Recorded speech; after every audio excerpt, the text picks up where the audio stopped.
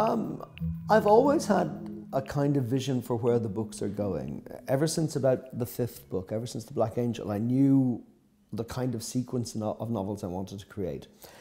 And everybody who is going to be important in the sequence is now on the stage. I have introduced them in one book or another, and they all have their part to play. And that includes people who, for many readers, are quite peripheral at the moment. They may not even have noticed them, but they're very deliberately put in the books, even if just for a moment, so that readers remember that they're there and don't forget them.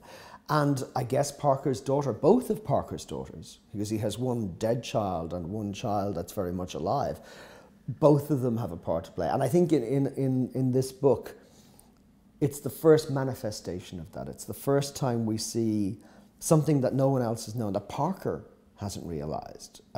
It was something odd. People used to say to me that when I wrote Sam in the books, that she read wrong because she didn't read quite like a child, as if that was a mistake, as if I didn't know what I was doing, which I find, I quite like that when people say, oh, I don't know why you did X, and I think, you're not supposed to know why I did this. I know why I did it. You will know 2 books down the line why I did this. So it's been fun. That's one of the pleasures of creating something in which the books are interlinked. It's quite difficult to do because you don't want to discourage readers from picking up the 10th book if the first book isn't available. So what you're trying to do is create a balance whereby a reader can pick up any book in the series and enjoy it. But if they read the books in order, they're getting little pieces of a bigger puzzle in the background. And I think that's part of the pleasure for readers now, is to see what the next installment is. Because traditionally in mystery fiction, books were not interlinked. That's something that's done very often in fantasy literature or science fiction, historical sagas, but not so much in detective fiction. So I really wanted to see if it was possible to do that. The books are very consciously and quite recently not mentioned a deity. The books assume a world beyond this one. There's a very famous quote from William Gaddis who said, in the next world we have justice, in this world we have the law. And I think the Parker books have always been interested in that distinction and also whether there is a possibility of a greater justice beyond this world. But in this book and in the next books, there is a sense of something waking. There are these constant references to something waking, to something moving in the world that has not been there before.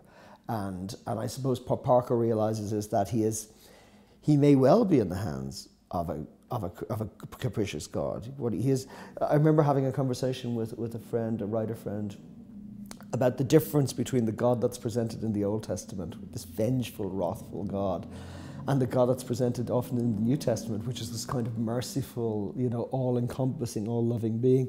And they're almost like 2 different gods. It's very hard to equate the 2. And I wanted to see if I could take that Gaddis quote about the distinction between this world and the next world and try and use it to bring the novels as far as one can possibly do within this genre. I think what's been interesting for me is that when I began, there was a certain amount of suspicion about mixing the 2, that really there was always a separation between the very rationalist mystery fiction and the anti-rationalist form of the supernatural novel. And it wasn't very typical to bring the 2. I mean, some writers have done it and have tried, and some writers have done it very well, but really not consistently. And so from about the 5th novel, I thought I want to create something which is a hybrid, which has maybe not been seen quite before. And what's lovely is that readers have followed me with each step. Every time I think I've gone too far, people seem to like the book. And it's almost like I've led them down a forest path for so long that it's too dark for them to go back now, and they may as well stick with me.